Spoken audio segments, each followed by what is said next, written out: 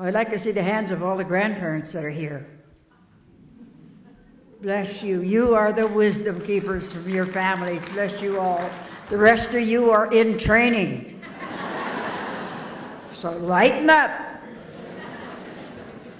You know, getting old isn't for wimps, is it? Us grandparents know that. It's a bumpy road. Never did I think when I retired way back there that I'd get to this point in my life. I'm on roller skates whether you see them or not. I'm going all the time. To get home once in a while is a treat. And being this international grandma is not an easy job. I put in 10, 14, 17 hours a day. Try that when you're nearly 86 years old.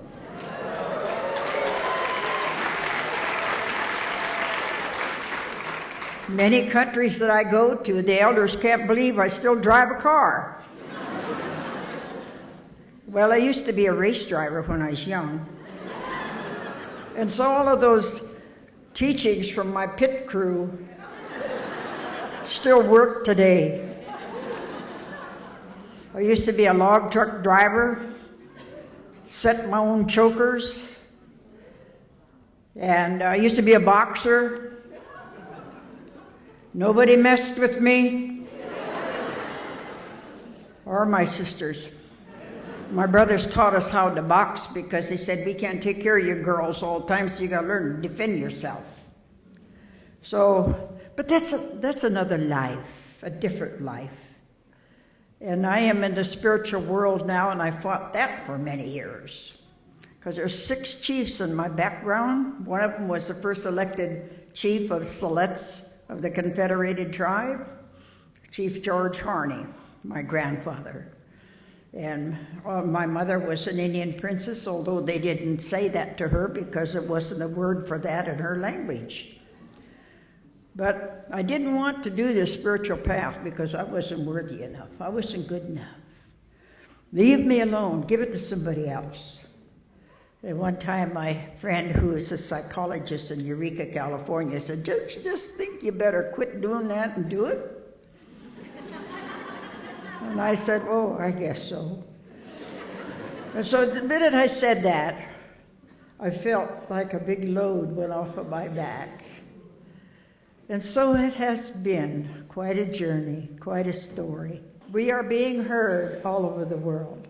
I just got back from Australia with people over there with 39 countries being involved in a conference, very concerned about our water all over the world.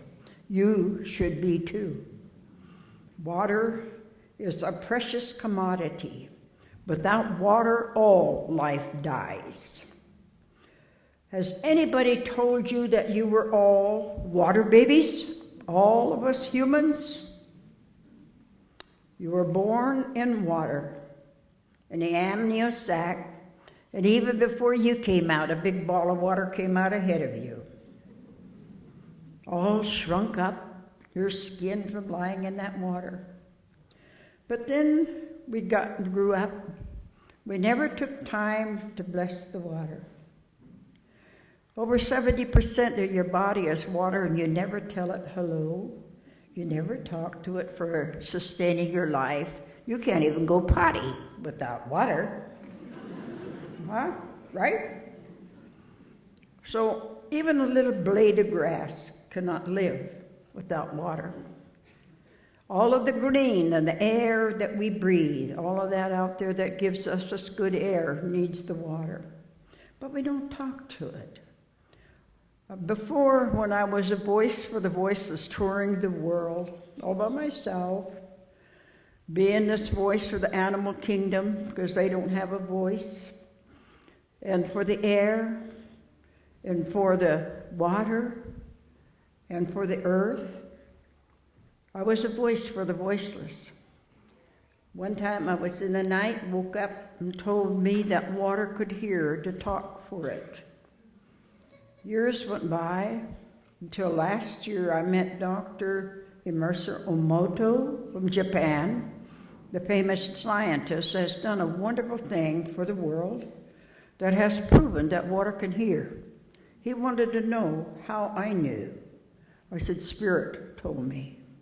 I had been talking about it for a long time because I knew we were all water babies and water would call me as it called my people hundreds and hundreds and hundreds of years ago, that without water we would all die.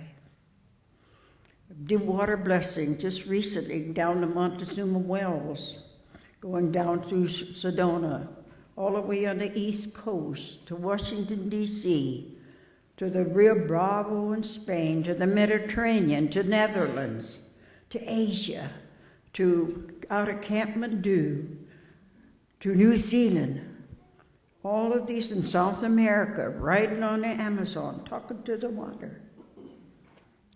People are crying for water, that big thing that happened down to Haiti.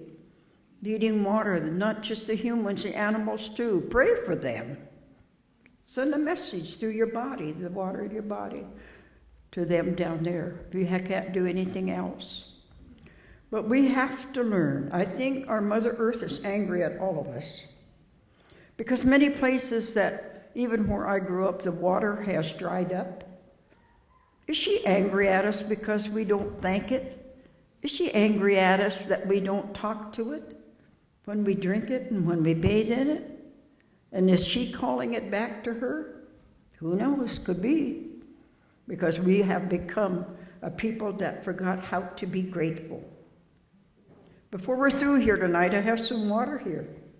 I want you that want to come up and introduce yourself to that water. Say, forgive me. Forgive me. But I want to thank you for sustaining my life. I want to thank you for the water inside of me.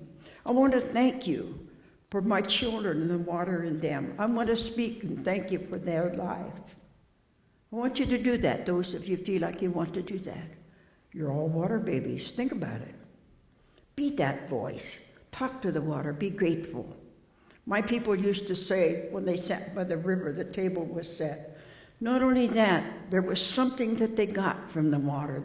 They weren't a rocket scientist, but they knew they received something when they sat by the water.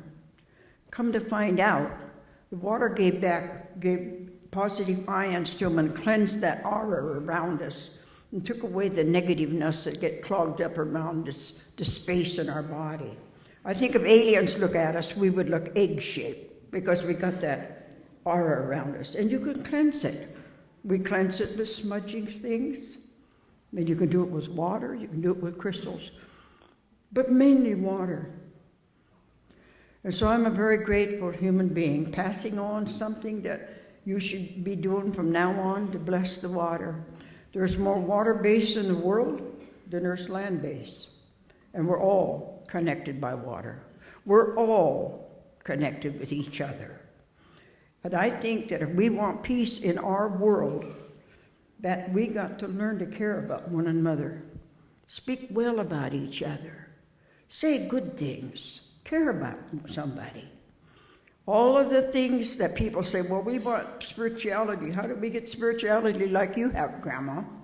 I said, you've got the same stuff inside of you as I got. That's your job. You go in there. That looks within place. You can find that peace. You can find that good person in there. Your friend, your buddy. When you can create that inside of you, you'll never be alone. I'm never working towards some God. It's already here. You know, I don't have to keep thinking I've got to get further and further, closer and closer.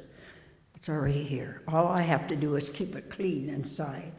So that means to be honest to me. When I'm honest to me, I'm honest to you. You know, that's the way it works. If I want love and peace and harmony and joy and happiness, that's my inside job. This is what I told this kid back here when she was a little kid. You know, if they want smiles and if they want joy and all these things, that's their job to create it. I can't give it to them. The same way with you.